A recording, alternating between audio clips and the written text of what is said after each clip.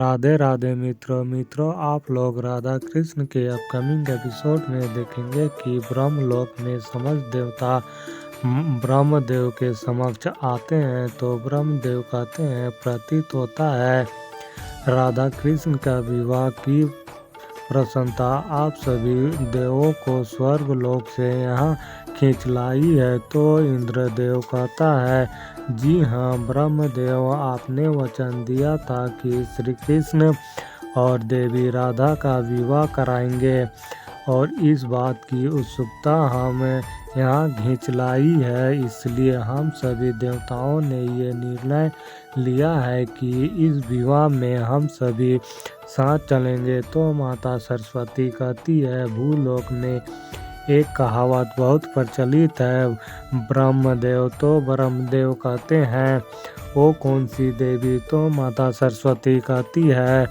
निमंत्रण बटे नहीं कि बराती पहले आ गए। तो इंद्रदेव हंसते हुए कहता है क्षमा कीजिए देवी, किंतु श्री कृष्ण और देवी राधा के विवाह का प्रसंग है ही इतना अद्भुत कि हम सभी स्वयं को रोक नहीं पाए।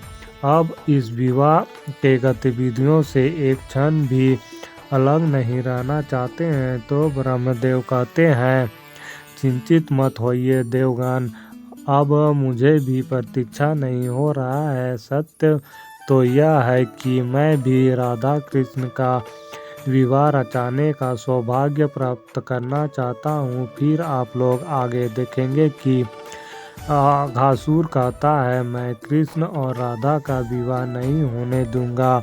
जगत के प्रिय नारायण, अब वृंदावन वासियों को आप तक पहुँचने के लिए मेरे माध्य से होकर जाना होगा, एक नए पर्वत को पार करके जाना होगा। फिर अघासुर एक विशाल पर्वत के रूप में आ जाता है। फिर आप लोग आगे देखेंगे कि वृंदावन श्री बलराम से कहता है विवाह की तिथि परसों की है, इतना शीघ्र तैयारी कैसे हो पाएगी। तो बलराम कहता है आप बिल्कुल निश्चित हो जाइए दीनानाथ जी, सब कुछ कुशलता से हो जाएगी। विवाह परसों ही है, इसका अर्थ यह है कि हमारे प्रथा के अनुसार समस्त वृंदावन वासियों को राधा कृष्ण के साथ हमारे गांव के बाहर वाले विष्णु मंदिर में दर्शन के लिए चलना होगा। तो मैं आप सभी से हाथ जोड़कर विनती कर रहा हूं और पूछ भी रहा हूं कि आप सभी भी हमारे साथ दर्शन के लिए आएंगे। तो दीनानाथ जी कहता है ये भी कोई पूछने वाली बात है बलराम, और राधा कृष्ण का विवाह तो हम सभी वृंदावन वासियों के लिए हर्ष और उल्लास का विषय है, इसलिए तुम चिंता मत करो, हम सब अवश्य आएंगे। फिर वृंदावन वासी वहां से चले जाते हैं। तो बलराम सखियों से कहता है वृंदावन के समस्त निमंत्रण पत्र तो बंट गए, अब गांव के बाहर जो निमंत्रण पत्र बांटने हैं वो अब बाट आते हैं और जाने लगते हैं। तभी वहाँ कृष्ण आता है और कहता है दाव एक क्षण यहाँ आइए, एकांत में कुछ बात करना है। तो बलराम कहता है ये लो होने वाले वर, ये तो दर्शन अब हो रहे हैं, सवेरे से ना जाने कहाँ लुप्त थे। और एक निमंत्रण पत्र उठाकर देते हुए कहता है ये लो तुम्हारा विवाह का निमंत्रण पत्र, स्वयं भी पढ़ लो। फिर कृष्ण निमंत्रण पत्र पढ़ते हैं और बलराम को कहते हैं अब चलो एकांत में कुछ आवश्यक बात करना है। तो बलराम सखियों से कहता है तुम सब तनिक विश्राम कर लो, मैं थोड़ी देर में आता हूँ। फिर कृष्ण बलराम को एकांत में ले जाने लगता है। तो बलराम कहता है ये तुम मुझे कहाँ ले जा रहे हो कान्हा, अभी बहुत सारे निमंत्रण पत्र बांटने शेष हैं। तो कृष्ण कहता है आपने सदैव मेरा सहयोग किया है दाव, मैं जानता हूँ जो मैं आपसे मांगने वाला हूँ वो कार्य आपके लिए अत्यंत कठिन होगा, किंतु आपने छोटे अनुज के लिए ये कार्य आपको करना होगा। तो बलराम कहता है कान्हा, यहाँ तेरे साथ बात करने आकर ही मन बड़ा विचलित हो रहा है। आखिर बताओ बात क्या है? सब ठीक है तो? कृष्ण कहता है, मैं जानता हूँ कि राधा और कृष्ण का विवाह निमंत्रण पत्र अब आगे और किसी को आप ना दें। तो बलराम कहता है, ये तुम क्या कह रहे हो? कान्हा, तो कृष्ण कहता है, आपको समझाने की आवश्यकता ही है। मेरे नियति के प्रत्येक पन्ने से आप भली भांति परिचित हैं।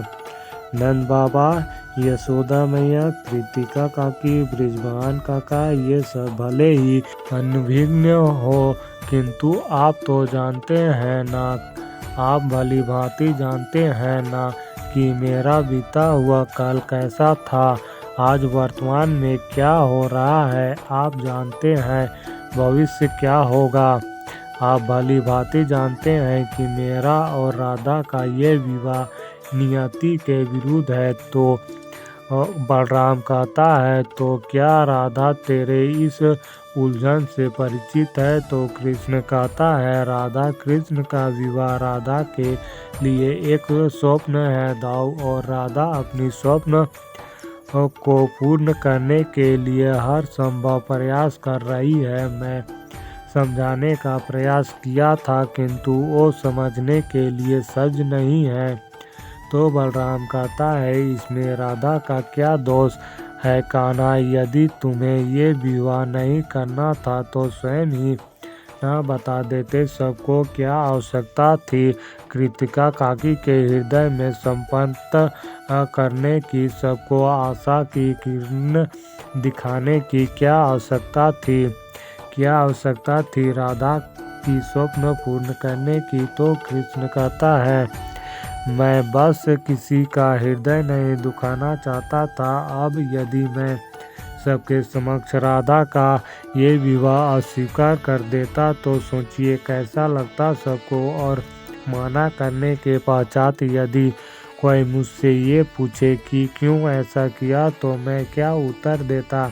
क्या समझाऊंगा उन्हें कि राधा और मेरा यह विवाह संभव नहीं है? हमारे संगम के मध्य नियति खड़ी है, कौन समझेगा इस बात को? तो बलराम कहता है, संदेह तो मुझे तभी ही हो गया था जब विवाह के मुहूर्त के लिए तिथि ही नहीं मिल रहा था। अब ज्ञात हुआ वास्तविक कठिनाई तो ये है कि तुम्हें यह विवाह नहीं करना है। तो कृष्ण कहता है, ये सत्य नहीं है। सत्य ये है कि जो राधा का हृदय चाहता है वही मेरा हृदय भी चाहता है, किंतु ये विवाह संभव नहीं है।